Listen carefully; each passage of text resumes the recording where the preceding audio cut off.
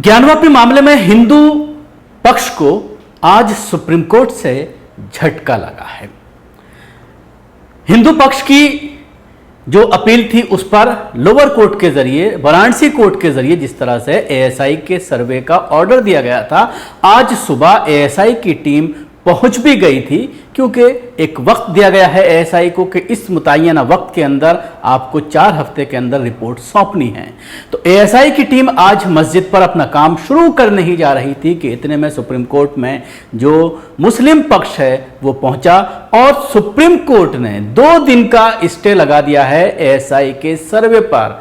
और यह भी कहा गया है मुस्लिम पक्ष के जरिए कि आप इलाहाबाद हाई कोर्ट का दरवाज़ा खटखटाएं, इलाहाबाद हाई कोर्ट में अपनी बात रखें और वहां से ही आप आगे रिलीफ मांगें। 2 दिन का वक्त दिया गया है, यानी 26 जुलाई शाम 5 बजे तक का वक्त दिया है। यानी अब कल तैयारी के बाद 26 जुलाई तक का वक्त मुसलमानों के पास है कि वो हाई कोर्ट जाएं। इलाहाबाद हाई कोर्ट में जाने के लिए कहा गया है कि आप इलाहाबाद हाई कोर्ट जाइए, लेकिन इसके साथ ही ये बात सामने आ रही है कि इस पूरे जो फैसला दिया गया है सुप्रीम कोर्ट के जरिए, जो पाबंदी लगाई गई है एएसआई के सर्वे पर, उससे कहीं ना कहीं हिंदू पक्ष बौखला गया है। और अब ये कहा जा रहा है कि हम इलाहाबाद हाई कोर्ट में अपना पक्ष पूरी पुरजोर तरीके से रखेंगे। विष्णु जैन जो पहले राम मंदिर के भी वकील हुआ करते थे, राम मंदिर केस के, वो इस पूरे मामले को कोर्ट में लड़ रहे हैं। परसों जब ये फैसला आया था सैटरडे को, तो उस दिन भी उनके जरिए ये कहा गया था कि हमारा जीत हुई है कोर्ट में, हिंदू पक्ष के जो है पक्ष में ये फैसला आया है कि एएसआई का सर्वे कराया जाए। जिस तरह से साजिश बाबरी मस्जिद को लेकर रची गई थी, एएसआई का सर्वे कराया था, कांग्रेस की सरकार थी, कांग्रेस के जरिए पूरा षड्यंत्र रचा गया था और उसके बाद अब दोबारा से इसी तरह की कार्रवाई चल रही है। 2024 में जब सेंटर गवर्नमेंट को, सत्ता पक्ष को, भारतीय जनता पार्टी को, मोदी को ये लग रहा है कि अब ये पूरा मुद्दा जो है हिंदुत्व का, उसकी हवा निकल चुकी है। खुद आरएसएस का जो मुखपत्र है उसने भी ये कहा है कि मोदी मैजिक अब ख़त्म है और कुछ और चीज़ें आपको करनी होंगी, डेवलपमेंट पर बात करनी होगी। तो अब किस तरह से और मुद्दे निकाले जाएं, सबसे बड़ा मुद्दा है राम मंदिर का इनॉग्रेशन, जिसकी तैयारियां ज़ोरों पर चल रही हैं।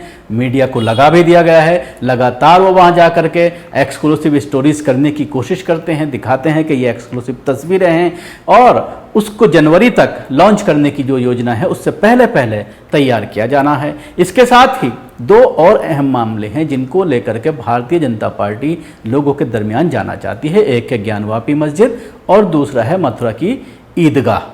इन दोनों मामलों पर भी लगातार जिस तरह से रस्साकशी चल रही है, इन दोनों मामलों को लेकर जिस तरह से कोर्ट में जो कार्रवाइयाँ चल रही हैं और फिर कोर्ट के ज़रिए कहीं ना कहीं जो फैसला है, जो चीज़ें हैं वो हिंदू पक्ष के फेवर में जा रही हैं। क्योंकि परसों जब ये खबर आई तो तमाम अखबारात ने कल के और उसके साथ ही तमाम पोर्टल्स ने और न्यूज़ चैनल्स ने ये हेडिंग बनाई कि हिंदू पक्ष की पहली जीत, यानी एएसआई का सर्वे हिंदू पक्ष की जीत करके। और ये दूसरी जो लाइन बनाई गई वो ये बनाई गई कि मुस्लिम पक्ष को बड़ा झटका, वाराणसी कोर्ट से मुस्लिम पक्ष को बड़ा झटका। अब ये देखने वाली बात होगी आज जो हिंदू पक्ष को झटका लगा है इसको लेकर के किस तरह की हेडिंग्स बनाई जा रही हैं। वो आप अपने गूगल में जाकर के सर्च कर लीजिए, उसमें कोई इस तरह का आपको हेडिंग नहीं मिलेगी जिसमें ये दिखाई दे कि हिंदू पक्ष को झटका सुप्रीम कोर्ट से लगा है या फिर मुसलमानों की जीत।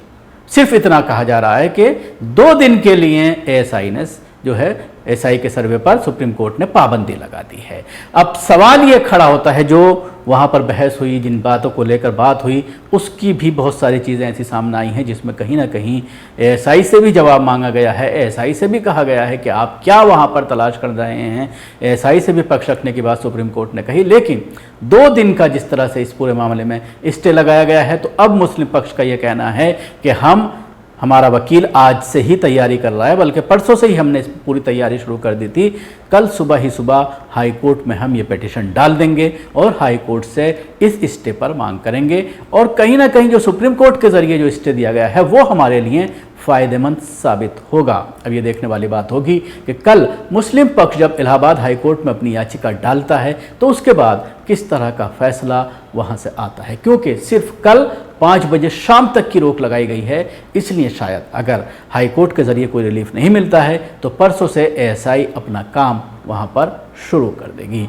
तो कहीं ना कहीं जिस तरह से मैंने परसों भी अपने एंकर में आपको बताने की कोशिश की थी कि ज्ञानवापी मस्जिद का मामला हो या मथुरा की ईदगाह का मामला हो, ये दोनों ही मामले तकरीबन बाबरी मस्जिद के केस की तर्ज पर आगे बढ़ रहे हैं।